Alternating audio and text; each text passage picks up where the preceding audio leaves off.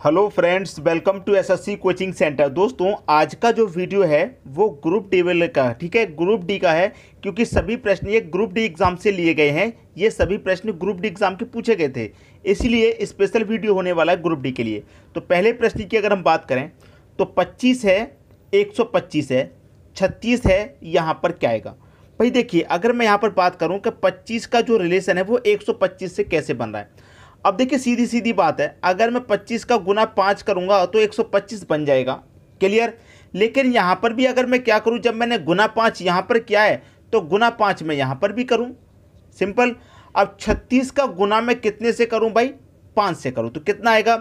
5 छिक्के 30, 30 का 0, कैरी का 3, इधर लिख देता हूँ मैं। 5 त्रिक का 15 और कैरी का 3, 18, 180 हो गया। और 180 दे रखा आपके पहले ऑप्शन में। क्लियर? बहुत सारे बच्चों ने इसको आंसर कर दिया, ठीक है, ध्यान से समझिएगा। बहुत सारे बच्चों ने इसको आंसर कर दिया है, लेकिन रेलवे का जो ग्रुप डी बोर्ड है उसने इसको गलत कर दिया है। रेलवे ग्रुप डी ने जब इसका आंसर दिया था तो 180 को गलत ठहराया, 180 को गलत ठहराया। अब उसका जो सही सॉल्यूशन था वो देखिए ग्रुप डी का। ये जो 25 है इसको आप क्या लिख सकते हैं? 5 की पावर 2। और 125 को आप क्या लिख सकते हैं? 5 की पावर 3, ठीक है। और 36 को आप क्या लिख सकते हैं? 6 की पावर 2। तो यहाँ पर आप क्या करेंगे भाई? 5 की पावर 2, 5 की पावर 3, 6 की पावर 2 तो 6 की पावर 3 करेंगे, सिंपल। और 6 की पावर 3 का मान कितना होता है? 216 होता है। और 216 भी ऑप्शन में दे रखा है, सी ऑप्शन में।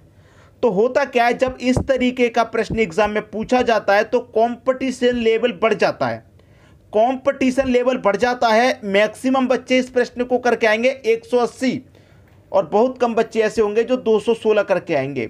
और जिन्होंने 216 किया उनका बिल्कुल सही। भाई, अगर कोई भी ग्रुप डी एग्जाम है या कोई भी एग्जाम है, वो इतना सॉल्यूशन इतना सरल नहीं देगा कि यहाँ मल्टीप्लाई 5 कर दो, यहाँ मल्टीप्लाई 5 कर दो। कुछ ना कुछ लॉजिक तो देगा। तो उसने यहाँ पर जो लॉजिक लगाया, जो बच्चे पकड़ पाए उन्होंने आंसर सही कर दिया, लेकिन जिन्होंने मल्टीप्लाई वाला लॉजिक पकड़ा उन्होंने गलत कर दिया, ठीक है। याद रखना मेरी इस बात को, अच्छे से समझा रहा हूं ताकि कभी भी गलती आप ना करें। अब देखेंगे हम अगला प्रश्न।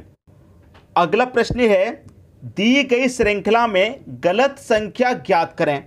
एक सीरीज, एक श्रृंखला यहां पर दी गई है, ठीक है। इसमें कोई एक संख्या ऐसी है जो कि गलत है, वही आपको पता करनी है क्या गलत है।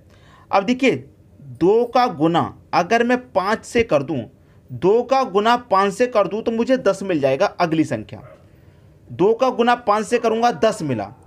अब 5 का गुना 10 से करूंगा, 5 का गुना 10 से करूंगा तो 5 का गुना 10 से करूंगा, 50 मिल गया। अगली संख्या भाई देखिए, पहली संख्या का मतलब दूसरी से करूंगा तो तीसरी मिल रही है, पहली का मतलब दूसरी से करूंगा तीसरी मिल रही है, इस तरीके से। अब यहां पर भी मैं करूंगा 10 का गुना कितने से करूंगा भाई? 50 से कर दूंगा। तो 5 एक कम 5 और 2 जीरो आगे भाई। 50 का गुना 10 से करूंगा तो 500 मिल जाएगा, बिल्कुल सही है। अब 50 का गुना मैं कितने से करूंगा भाई? 500 से करूंगा। तो 5 पच्चे कितना हो जाएगा? 25 हो जाएगा। 1 जीरो 2 जीरो 3 जीरो हो जाएगा।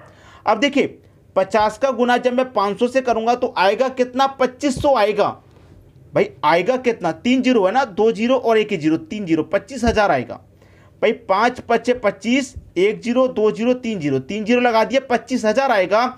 लेकिन दे कितना रहा है? 5,000। तो 5,000 गलत है ना भाई, 5,000 गलत है। 2 का मल्टीप्लाई 5 से किया 10 आया, 5 का 10 से किया 50, 10 का 50 से किया 500, 50 का 500 से किया तो 25,000 आएगा, लेकिन 5,000 दे रखा है। तो ये 5,000 आपका गलत है, और गलत ही हमको पता करना था, तो आपको मिल गया सी ऑप्शन आपका सही आंसर है। तो गलत संख्या क्या है आपकी? 5,000 है। ये आपके प्रश्न का बिल्कुल सही जवाब है, ठीक है दोस्तों, बात समझ में आ गई। अब देखेंगे अगला प्रश्न। अगला प्रश्न है, यदि 2 star 8 star 1 equal to 81, 3 star 2 star 1 equal to 27 हो तो 4 स्टार 1 स्टार 4 बराबर क्या? भाई यहाँ पर लॉजिक बनाइए। 2 8 1 का कुछ ऐसा कीजिए कि 81 हो जाए, 3 2 1 का कुछ ऐसा कीजिए कि 27 हो जाए। जो रिलेशन यहाँ लगेगा वही रिलेशन यहाँ पर लगेगा, और उसी रिलेशन से ये वाला आंसर आपको मिल जाएगा। क्लियर है?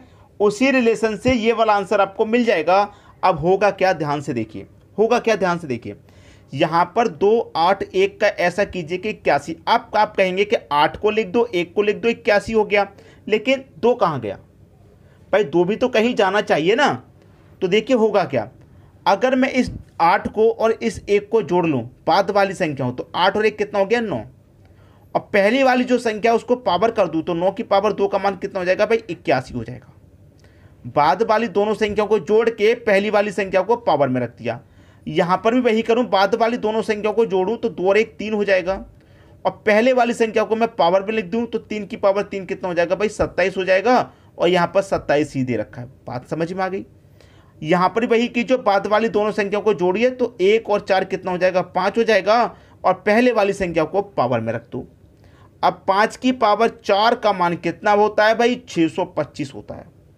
5 की पावर 4 का मान 625 होता है। और 625 देखिए कहाँ दे रखा है, सी ऑप्शन में।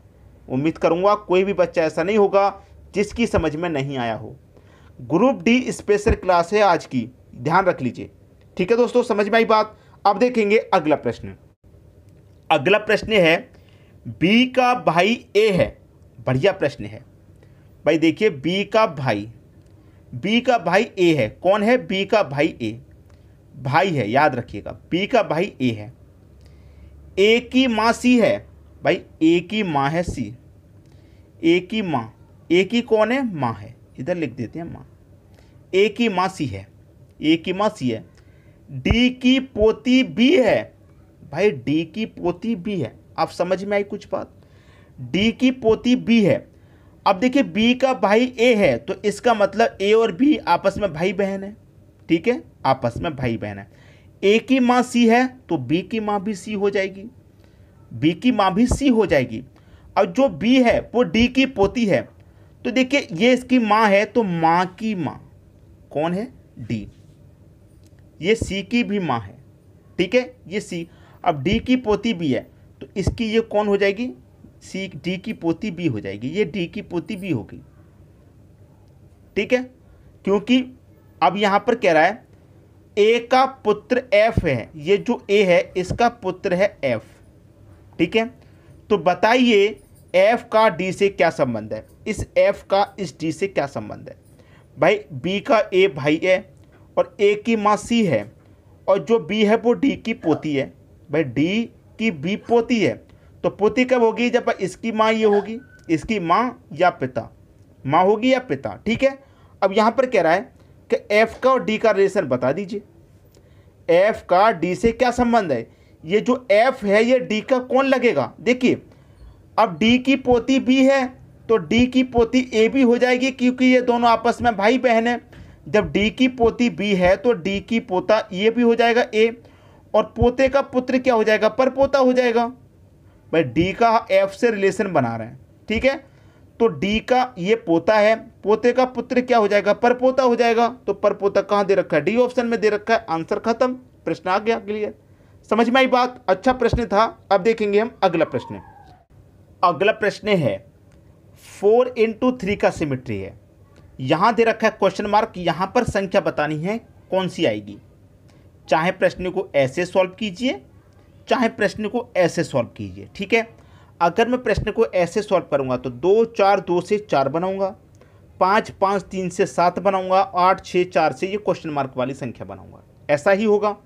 अब देखिए यहाँ पर क्या कर सकते हैं। अगर मैं 2 4 6 और 2 8, 8 को मैं 2 से डिवाइड करूंगा 4, 5 और 5 10 3 13, तो विषम संख्या आ गई। 2 से डिवाइड करने पर 7 नहीं आएगा।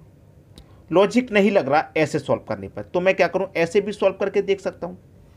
अब मेरे पास क्या करूंगा, मैं बीच वाली संख्या को लेता हूं। 5 को मैंने ले लिया, 5 बीच वाली संख्या को।